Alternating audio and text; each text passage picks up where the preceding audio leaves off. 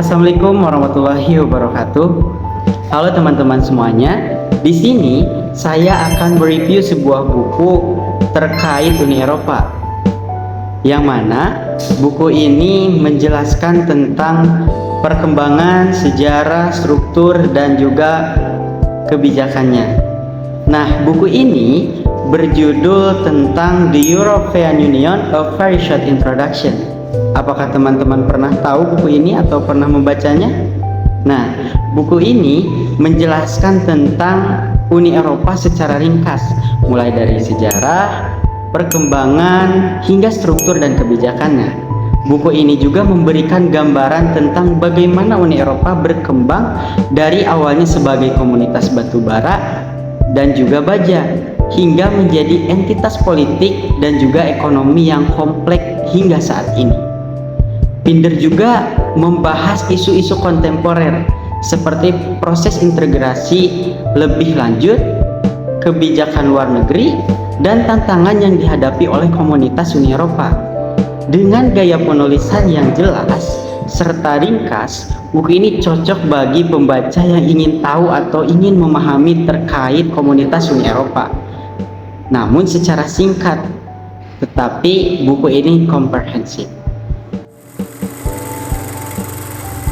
Pada bagian awal ini menjelaskan bahwa Uni Eropa merupakan solusi untuk mengatasi konflik nasional pada awal ke-20, terutama solusi untuk mengatasi persaingan antara Jerman dan juga Prancis yang sama-sama berkontribusi pada Perang Dunia. Uni Eropa sendiri dibentuk dengan tujuan untuk menciptakan kedamaian dalam jangka waktu yang panjang dan juga meningkatkan kekuatan ekonomi, karena perang yang berlangsung dari tahun 1939 sampai 1945 bagaikan mimpi buruk bagi seluruh negara di Eropa. Hal tersebut menyadarkan negara-negara Eropa untuk membentuk suatu komunitas atau institusi sebagai wadah bekerja sama. Pada bagian kedua menjelaskan komunitas Uni Eropa terbentuk, yang mana pada awal 1950-an di bawah pimpinan Robert Schuman dan juga Jean Monnet yang merupakan delegasi dari Prancis merencanakan untuk membangun European Coal and Steel Community yang melibatkan Jerman, Prancis, Italia, Belanda, Belgia, dan Luxembourg. Bekerja sama dengan memaksa untuk berbagi sumber seperti batu bara dan juga baja dalam pembangunan kembali pasca perang di Eropa Barat. Sistem perdamaian dan keamanan yang menjadi dasar-dasar Uni Eropa juga memiliki pengaruh yang kuat pada pemerintahan dan politisi pada keenam negara tersebut. Sistem tersebut dianggap sebagai jaminan stabilitas untuk masa depan dan merupakan motif politik dari didirikannya Uni Eropa. Hal itu semakin diperkuat dengan kinerja yang memadai pada sektor ekonomi. Pada bagian ketiga, Uni Eropa memiliki kekuatan ekonomi yang besar dan semakin aktif dalam kebijakan luar negerinya. Tidak hanya itu, dalam pertahanan dan juga keamanan negaranya, yang mana untuk mengatur perserikatan tersebut, komunitas Uni Eropa mengendalikannya melalui kerjasama antara pemerintahan negara yang mana masih seanggota dengan komunitasnya. Dewan Eropa kemudian akan bertugas sebagai pembuat keputusan di Uni Eropa untuk menetapkan arah dan prioritas politik secara umum, namun tidak menjalankan fungsi legislatifnya. Karena pada dasarnya komisi akan mengusulkan undang-undang baru yang mana nantinya akan diadopsi oleh parlemen dan Dewan Eropa. Undang-undang tersebut yang nantinya disahkan akan diterapkan oleh negara-negara anggota. Pada bagian ini juga dijelaskan bahwa Uni Eropa relatif menggunakan kerangka hukum dalam mengatur hubungan antara negara anggotanya dibandingkan menggunakan kekuasaan. Pada bagian keempat menjelaskan terkait konsep pasar diperluas bersamaan dengan dibentuknya European Economic Community atau biasa disingkat EEC pada tahun 1958. Dengan seiring berkembangnya ekonomi Eropa, Proyek awal EEC digantikan oleh program pasar tunggal pada tahun 1980. Kemudian disusul dengan mata uang tunggal pada tahun 1990-an. Hal tersebut dilakukan sebagai rasionalitas ekonomi dan konsolidasi pada sistem perserikatan antar negara anggotanya. Selanjutnya, pada bab kelima berisikan tentang penjelasan bahwa program pasar tunggal akan meningkatkan produktivitas perekonomian dan membawa manfaat bagi mayoritas orang. Namun, adapun pihak yang dirugikan.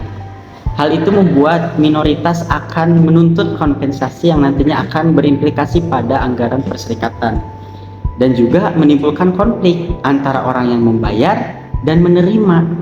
Salah satunya adalah gabungnya pertanian ke pasar bersama milik EEC. Hal itu akan menjadi masalah karena seluruh negara Eropa mengelola pasar pertanian dan alat yang kompleks seperti dukungan harga.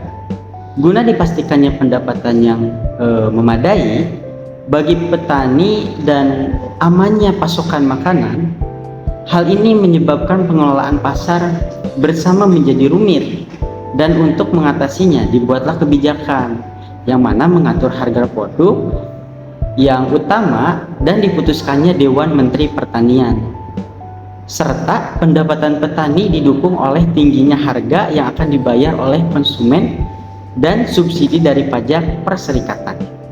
Pada bagian ke-6 ini menjelaskan terkait Uni Eropa memiliki kekuatan. Pada bagian sebelumnya juga sudah dijelaskan, yang mana untuk membangun pasar tunggal dan juga memiliki kekuasaan untuk mencegah negara-negara anggota saling bertikai.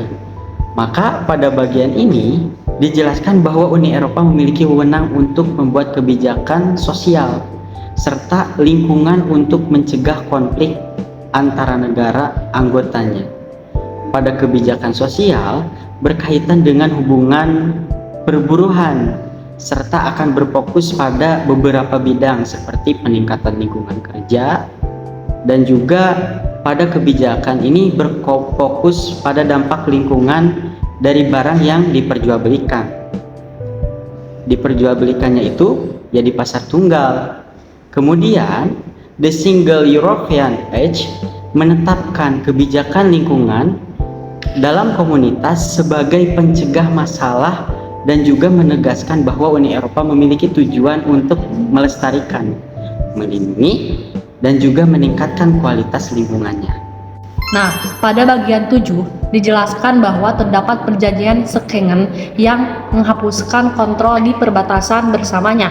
Perjanjian ini dibuat dengan tujuan untuk menghilangkan kontrol perbatasan yang ada di dalam negeri Schengenland, menetapkan kendali di sekitar perbatasan eksternal, dan menetapkan suaka, imigrasi, dan menetapkan tempat tinggal warga negara lain di dalam area, dan juga bekerja sama dalam memerangi kejahatan. Karena sebelumnya terdapat perjanjian Roma di tahun 1958 yang berdampak pada kebebasan untuk bergerak untuk melintasi perbatasan antar negara-negara anggota, karena terdapat syarat hanya untuk tujuan pekerjaan saja. Pada bagian 8 ini, pada bagian pertama sebelumnya dijelaskan bahwa tujuan utama dibentuknya Uni Eropa adalah sebagai bentuk perdamaian antara negara Jerman, Perancis, dan negara anggota lainnya, serta untuk mensejahterakan warganya.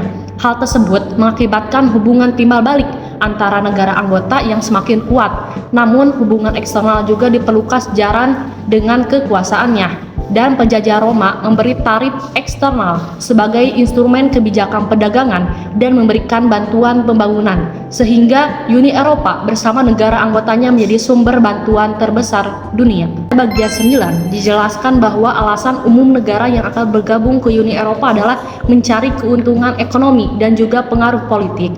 Konsolidasi demokrasi menjadi alasan utama seperti negara Spanyol, Portugis, dan Yunani. Hal ini juga berlaku bagi negara Eropa Tengah dan juga Timur yang ingin bergabung dengan alasan untuk meningkatkan keamanannya. Dalam bagian ini juga dijelaskan bahwa peluasan Uni Eropa ke Eropa Tengah dan Timur pada awalnya dikhawatirkan oleh Prancis akan melemahkan proyek besar Eropa. Namun saat ini semua anggota menerimanya dan menghormati prinsip kebebasan, demokrasi, dan juga hak asasi manusia. Pada bagian sebelumnya dijelaskan alasan Uni Eropa terbentuk dan bagaimana suatu lembaga federal dapat menyatukan negara maju.